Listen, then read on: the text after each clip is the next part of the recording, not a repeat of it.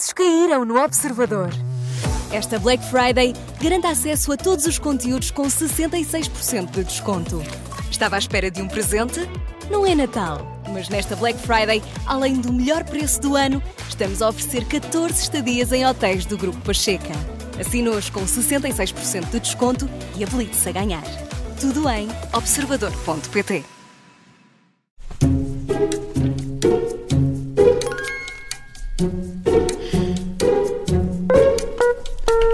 Este é o som da Comissão de Inquérito das Manhãs 360. Neste 25 de novembro, convidamos para estar connosco o Ministro da Defesa, Nuno Melo. Seja muito bem-vindo aqui à Rádio Observador. Bom dia. Bem-vindo. Sabe como é que funciona a Comissão de Inquérito? Já ouviu? Não faço nenhuma ideia, só os parlamentos. Só as outras, Esta é mais complicada. As outras são mais fáceis, não sei. Vamos ver. Assim como que vem um exame. Sim. Mais ou menos, sim. Cada resposta certa vale 5 pontos. Se precisar de ajuda e acertar, recebe 2. E se errar, não leva ponto nenhum para casa. Pronto. Vamos ver quantos vai fazer neste exame. Nuno Melo, até pela data, a pergunta é: qual é o feriado nacional mais recente da legislação portuguesa? Mais recente? Aquele que mais Isso é uma pergunta que se faça. Então, vamos lá pensar um bocadinho nos feriados que nós temos, não os religiosos, claro, os feriados mais políticos, se quisermos. O mais recente? Sim. Aquele que se celebra há menos tempo. Há menos tempo, como feriado. Boa pergunta. Ajuda. Então ajuda. 10 de junho, 1º de maio ou 25 de abril? Será o 1º de maio? Não, esse é antigo. Não. Está com muita dificuldade. Não, pois a cronologia dos feriados, sinceramente, não sei. Sei quais são, mas cronologicamente. Foi 25 de abril. 25 de abril. Que só foi instituído em 75. Muito bem. O 1º de maio em 74, logo após o próprio 25 de abril. E eu tinha o 25 de abril como um feriado mais antigo que o 1º de maio, curiosamente. Não, houve ali um ano quase. O primeiro foi o 1º de maio. E isto leva-nos ao tema do dia, se quiser. Só o CDS e o Chega é que defendem que o 25 de novembro deve ser feriado. Isto não é aproximar... Instituir o 25 de novembro de feriado não é aproximar demasiado os dois 25. Eu acho que uma coisa não tem nada a ver com a outra. O importante para mim é que se celebre o 25 de novembro com a dignidade que justifica, porque o 25 de novembro complementa abril, devolve a abril o seu propósito originário, que é, por seu lado, de devolver ao povo o direito de decidir livremente o seu destino através de eleições. E este dado é, para mim, superlativo. Que não se comemore é simplesmente inexplicável. A dimensão das comemorações dependerá necessariamente daquilo que o poder político, desde logo, entenda adequado, mas que se comemore. A possibilidade do feriado seria uma dimensão, diria, maior, que não invalida que, mais que não seja, o 25 de novembro tenha voltado a entrar na discussão pública. Muitos jovens tenham, por causa disso, começado eles próprios a ter curiosidade acerca do que sucedeu. E no que tem que ver com o 25 de novembro, o facto é que o meu partido, o CDS, celebra todos os anos, sem exceção, eu diria praticamente há 50 anos. E por isso, enfim, eu não vejo... as polémicas, desde que sejam pela positiva e ajudem a ter o tema em destaque, não me incomodam nada. Mas e que outros partidos mais recentes se aproximem daquilo que o CDS defendeu desde sempre também. Também não, mas parece que há uma competição entre as duas datas, entre o 25 de abril e o 25 de novembro. Isto faz sentido? Não há competição nenhuma, porque as datas são absolutamente complementares. Porque é que não há de ter uma celebração em abril e de ter uma celebração em novembro? Porque é que uma há de excluir a outra? Porque é que uma há de reduzir a outra? Mas não acha que é o que está a acontecer hoje? O país está muito dividido em relação ao dia de hoje? Só por quem tenha qualquer problema com a democracia. Mas cá ver, quem tenha noção do que aconteceu em 1975, no 25 de novembro, quando em causa esteve realmente a opção entre uma de duas possibilidades, ou uma deriva totalitária ou a consagração da democracia. Quem tenha noção disso, sendo hoje tributário do que foi conquistado, e foi conquistado pelos moderados, e no que tem a ver com os partidos políticos moderados, não pode deixar de celebrar o 25 de novembro. Não significa isso que se queira substituir o 25 de abril. Não tem nada a ver uma coisa com outra. Celebra-se abril e celebra-se novembro, que complementa abril. E de resto, quem ouça, eu acho que pessoas como o General Ramalhianos, e antigo Presidente da República, são absolutamente insuspeitas na sua dimensão de moderado e que explica muito bem porque é que se deve celebrar novembro e deve celebrar abril. Mas não se tinha chegado a essa conclusão antes. Foram precisos 50 anos para se assinalar o 25 de novembro desta forma. A direita já teve, em diversas ocasiões, maioria no Parlamento. Mas só agora é que a data é assinalada desta forma no Parlamento. Não foram precisos 50 anos. No começo, suponho que o Sr. General Ramalhianes, a Presidente da República, o 25 de novembro foi celebrado. E bem, talvez porque também no PS, pessoas de dimensão maior, ou pelo menos com memória política, como Mário Soares, viam nisso um facto natural. Sabe que pelo caminho, o facto do PREC ter terminado não significa que não exista ainda aí muito PREC. E houve até aqueles que, sendo operacionais ativos do lado do PREC, depois, naturalmente por razão de crescimento, fizeram uma transição para a moderação, integraram partidos políticos que hoje, na verdade, ajudaram a fazer o 25 de novembro e hoje querem celebrar o 25 de novembro, mas quando comemoram o 25 de novembro, hoje são confrontados com a memória traumática da sua própria história. Eu admito que isso tenha, a dado passo, diminuído o ímpeto no que tem a ver com a intensidade da celebração de 25 de novembro, que é realmente para mim uma data absolutamente definidora da democracia em Portugal. E eu não compreendo que um democrata, qualquer que seja, possa querer o 25 de novembro esbatido, apagado, diluído.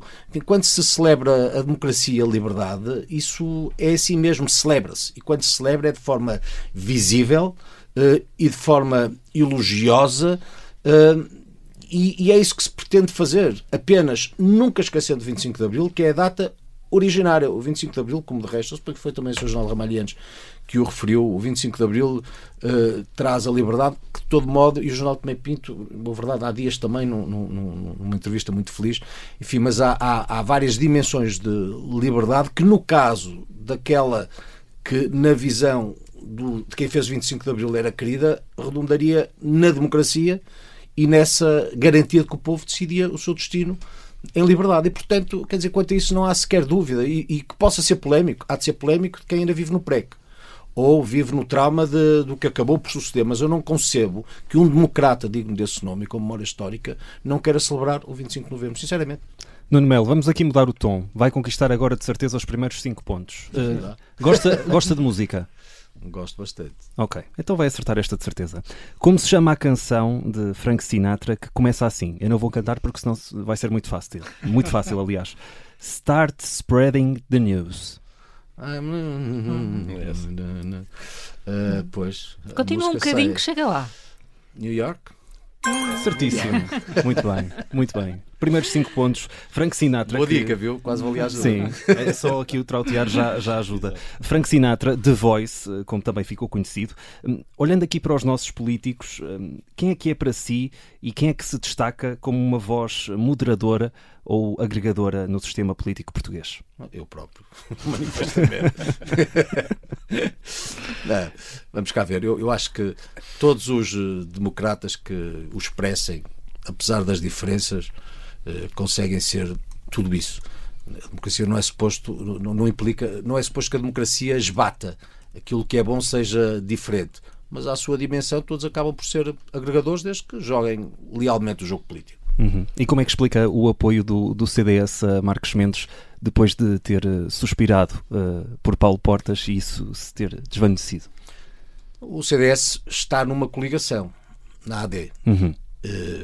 E é evidente que o Dr. Luís Marcos Mendes é, no que tem a ver com o universo da AD, o candidato que existe, que eu conheço muito bem, e por isso eu diria que esse apoio acaba por ser o facto mais ou menos natural, independentemente de como sucede em todos os partidos, não é só do CDS, existirem pessoas com diferentes opções, mas isso acontece no próprio Partido Social Democrata, de onde o Dr. Marcos Mendes é oriundo. E, portanto, eu acho mas não era importante para o CDS aproveitar as presidenciais para vincar a sua autonomia em relação até ao projeto da AD? O CDS é autónomo quando apoia também. Eu suponho que o último candidato da família política do CDS em eleições presidenciais terá sido o Dr. Basílio Horta. E, portanto, nem sequer é drama. E o apoio a um candidato expressa, enfim, em certa medida, tendo em conta as opções possíveis, uma visão para o país. E o Dr. Luís Marcos Mendes tem essa experiência política, tem uma coisa que para mim é muito importante, que é ter a noção dos poderes presidenciais. É que eu às vezes ouço os debates e as entrevistas e dá-me a sensação que temos candidatos a primeiros ministros, ou pelo menos pessoas que, sendo Presidentes da República, não têm noção daquilo que um Presidente da República pode fazer. Ora, saber se o que pode fazer um Presidente da República é para mim relevante. E, enfim, quem são essas pessoas? E neste universo não preciso particularizar, basta ter-se noção daquilo que são os poderes constitucionais que definem o que um candidato sendo eleito pode fazer e o que vai sendo dito em comentar a tudo e mais alguma coisa para se perceber que há pessoas que não têm a mínima noção do que o Presidente da República pode fazer. E, portanto, quer dizer, eu diria que essa é uma candidatura natural do universo da Aliança Democrática. Mas o desejado era Paulo Portas. Não, é evidente que, vamos cá ver, se o Dr. Paulo Portas tivesse avançado, ninguém tem dúvida nem pode levar a mal que o CDS, como um todo, eu diria, o apoiasse e genericamente sucederia. Isso parece-me evidente, mas as eleições presidenciais resultam num impulso individual de vontade. O Dr. Paulo Portas, tendo aparentemente tido dúvida no início, no final não teve vontade. Pronto, aí é da vida. E Paulo Portas ainda tem tempo, daqui a 5 anos. O Paulo Portas é felizmente novo, é um talento muito singular e uma inteligência superior, possa ainda ao longo da sua vida dar muitos contributos à democracia, seja numa candidatura assim, seja noutra qualquer, quer ele. Muito bem. Vamos então para mais uma pergunta. Quem era, Nuno Melo, quem era o chefe de governo que tomou a decisão de acabar com o serviço militar obrigatório em Portugal? Foi o chefe de governo? Sim. Olha, o Ministro da Defesa era o Dr. Paulo Portas e foi no governo do Dr. Não, a decisão não. No momento. Exatamente. A decisão política de terminar, e depois houve um período de transição, mas o assunto foi... Eu suponho que foi Durão Barroso. Quer ajuda? Vamos à ajuda. Quer ajuda? Não foi no governo de Durão Barroso. É anterior. Anterior? Oh, Deus. Foi um processo muito falado.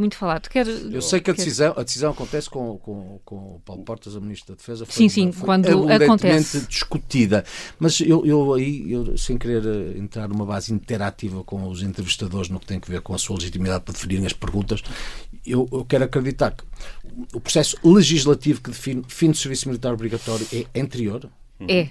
A decisão legal. Uma data marcada posterior para se efetivar. Para o fim da... A última incorporação, sim, foi em 2004, mas a decisão é prévia e resultou num compromisso alargado, como sabe, com outros partidos. Pois. Então... É melhor a ajuda. Com ajuda, chega. Não. Está a ser um primeiro-ministro do PS, talvez agora o secretário-geral das Nações Unidas. Sim. Quem é esse? Vá lá. Se calhar foi... Meu Deus. Agora é aquela branca, nem merece ajuda com isso, claro. Isso é, com uma branca... Foi António Guterres, sim. Foi há muito tempo. Foi há muito tempo e houve, de facto, uma discussão grande na sociedade e um entendimento entre os partidos. Já há condições políticas... Muito curioso, porque julgaria que o processo decisório acontecia já no governo de Durão Barroso. Não. Quanto muito em termos logísticos só. Mas a decisão legislativa, o início foi com António Guterres. E lá está, foi um processo longo, já estamos numa fase também longa de condições políticas para voltar a discutir o regresso do serviço militar obrigatório. Não. O que é que falta? Não, vamos cá ver. O que é que falta? Se acha uma opção do poder político pela profissionalização das Forças Armadas e não há nenhuma alteração relevante que justifique a ponderação do seu posto. A partir do momento em que se decidiu a profissionalização das Forças Armadas, seguiu-se um caminho, num modelo que, apesar de tudo, foi resultante, e não me parece que existam sequer neste momento condições sociais ou políticas que levassem a uma decisão de retorno. De regresso. Mesmo com a Europa e alguns países europeus a tentar também colocar esse assunto, a Alemanha, nomeadamente. Há vários países que estão a pensar modelos intermédios e outros de regresso mesmo ao serviço militar obrigatório. Não me parece que seja motivo para o discutir sequer neste momento em Portugal. O nosso esforço vai todo no sentido de garantir que se modernizam as Forças Armadas, que se estimula o recrutamento, que se garante que quem está nas Forças Armadas não tem vontade de sair e esse esforço passa por várias dimensões, obviamente pela componente retributiva, e começamos por aí a aumentar salários, vários suplementos, a criar mecanismos de apoio no caso de incapacidade ou morte, enfim, muito daquilo que se sabia estava identificado como motivo que criava alguma erosão dentro das Forças Armadas, desmotivava, mas depois avançamos também para a dimensão da saúde, da habitação, da proteção social, obviamente equipamentos que vão ser modernizados tendo em conta os alvos capacitares da NATO e aquilo que está previsto na lei de programação militar, mas sabendo nós que nenhum equipamento só por si é suficiente se os militares não estiverem motivados e não existirem, mas numa linha que é de profissionalização. De vontade. Bem. Vamos avançar, vamos manter-nos aqui na questão. Podemos passar a parte das perguntas, ficamos só para Já leva 7 pontos. Ainda pode fazer 17. Esta aqui é de história. É capaz de ser um bocadinho. Eu também posso fazer umas ou não. Pode-se vingar depois. Então, em que ano foram expulsas as tropas francesas de Portugal na sequência das invasões napoleónicas? Em que ano? Em que ano foram expulsas as tropas francesas? Portanto, entraram em 1807. Quando é que saíram? Estamos a falar, portanto, das terceiras invasões napoleónicas. Certamente foram expulsas mais de uma vez. Foram expulsas na primeira, sim, na mas segunda, na definitivamente. Terceira, não é? Definitivamente. Portanto, com o nosso Wellington, pois não vou arriscar uma data. Então, 1808, 1815 ou 1811? 1811? Muito bem. No meio é que está a vir tudo. Foi o último conflito internacional centro, em Portugal continental. No centro. No centro democrático. Foi o último conflito internacional em Portugal continental. Depois disso, as tropas portuguesas participaram, por exemplo, na Primeira Guerra Mundial. O país está preparado para enviar tropas para a Europa no caso de um conflito com a Rússia, ou deve fazer, como disse o almirante Gouveia e Melo, deve virar-se para o Atlântico? O país deve virar-se para ele todo. O país é feito de terra, de mar e de ar. E eu percebo que a proveniência de origem possa, em certa medida, ter noção da visão estratégica, condensar numa única direção ou propósito. Eu acho que o investimento nas Forças Armadas tem que ser conjugado, complementar, no que tem a ver com o Exército, a Marinha e a Força Aérea. E tudo aquilo que façamos em tempo de paz, o que se faz é muito, e as Forças Armadas, os 3 ramos, estão empenhados em múltiplas missões, e dentro e fora espalhados mais por 4 continentes. Mas, no que tem a ver com o envio de tropas, Portugal vive de alianças. A NATO é a aliança primordial. E o que é exigido aos aliados resulta daquilo que é esse espaço de defesa e dissuasão que é determinante. Quando nós investimos hoje nas Forças Armadas como investimos, não investimos casuisticamente. Quando eu lhe digo que nós investimos tendo em linha os alvos capacitares da NATO, nós temos em linha, investimos tendo em linha aquilo que a NATO espera de Portugal. E o mar é absolutamente fundamental. Se nós falamos de luta antissubmarina, estamos a falar, obviamente, do mar, mas estamos a falar também do ar. E temos que investir numa dimensão e noutra.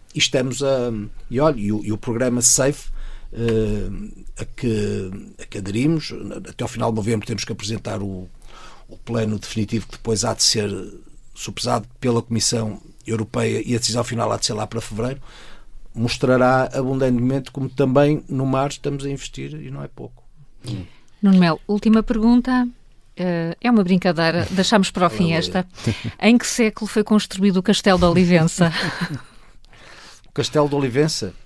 Olha, Olivença é portuguesa, como sabe, desde o Tratado de Alcanices. E a política externa portuguesa tem Olivença como território português. Mas eu sei que hoje defender o lado espanhol é muito mais apelativo para muita gente. Está respondida a pergunta. É uma coisa extraordinária. Mas Olivença, não, é uma coisa extraordinária, quer dizer, porque de resto, por tratado, Espanha compromete-se a devolver Olivença, nunca cumpriu. Olivença era portuguesa desde o Tratado de Alcanice. A política externa portuguesa define Olivença como território português. A Assembleia da República, em 2023, suponho, ou 2022, edita o livro com toda a legitimação jurídica da pretensão portuguesa, mas não, de modo hoje é dizer que a Olivença é espanhola. Pronto, tudo bem. Eu, quando um dia o Portugal alterar a sua política externa, eu defendo aquilo que Portugal queira. Agora, estranho seria que um ministro de um governo que na sua dimensão externa tem a Olivença como território português, viesse dizer, não, afinal é espanhola, mas vale irem ali a Badajoz, trocam a Olivença de uma vez só por um saco de caramelos, sentem-se extraordinários, porque do lado de lá, olé, olé, são uma maravilha. Pronto, eu tendo a ser nisso institucionalista e a ter noção daquilo a que estamos obrigados. Portanto, diria a mesma coisa. Fora dele. Diria a mesma Portanto, não tenho nenhuma dúvida, não tenho nenhuma dúvida. Sendo que, já agora, a pergunta que me é colocada, eu nunca falei da Olivença num discurso. É extraordinária a vacuidade e a ligeireza com que hoje se tratam temas importantes. Eu cumpri serviço militar obrigatório, Escola Prática de Cavalaria e no Regimento de Cavalaria 3, cuja denominação são os Dragões de Olivença. O Regimento de Cavalaria 3 nasce em Olivença, uma brigada ligeira, pronto. E a pergunta que me é feita por um jornalista ali, está de lá, então a Olivença é portuguesa, então vou dizer que a Olivença é espanhola. Se eu lhe perguntar, a Olivença é espanhola, vamos dizer que a Olivença é espanhola, de facto será da Iuri. Pois não sei, esse é que é o ponto. E, portanto, dizer-se o que para mim é óbvio, está certo, não deveria causar grande escândalo.